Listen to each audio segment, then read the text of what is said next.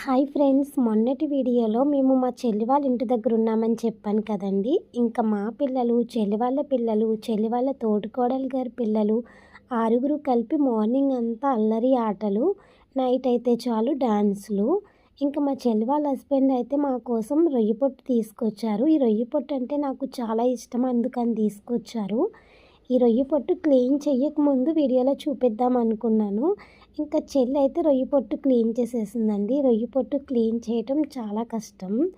ఇంకా ఈలోపు తమ్ముడు వచ్చాడు నాకు బైక్ నేర్పించడానికి. నేనైతే బైక్ నేర్చుకోవడానికి వెళ్ళిపోతున్నాను. చెల్లి అయితే వంట చేస్తుంది. నేను 2 డేస్ అయితే బైక్ నేర్చుకున్నానండి.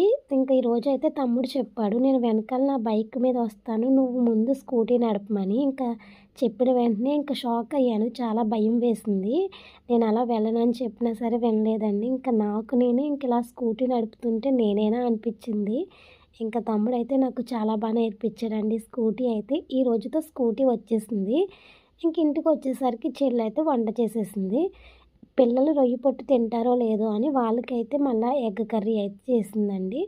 రొయ్య పొట్టు కర్రీ ఫస్ట్ టైం ఇంకా అనుషుతలు అయితే తింటుందన్నమాట. ఇంక అందరినీ టేస్ట్ ఎలా ఉందో చెప్పమని చెప్పానమాట. అనుషుతలు చెప్పింది పీతల కూరలా ఉందని. ఇంక అందరూ ఇంక అదే పాఠం మాట, పీతల కూరలా ఉందని చెప్తున్నారు. ఇంకా గౌతమ్ బాబు కూడా చాలా బాగుందని చెప్పాడు రొయ్య పొట్టు కర్రీ.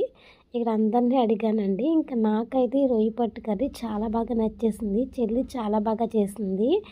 ఇంకా అందరం కూర్చుని అయితే తింటామండి ఇలాగా. ఇంక వీడియో అయితే ఇంతే. Bye friends.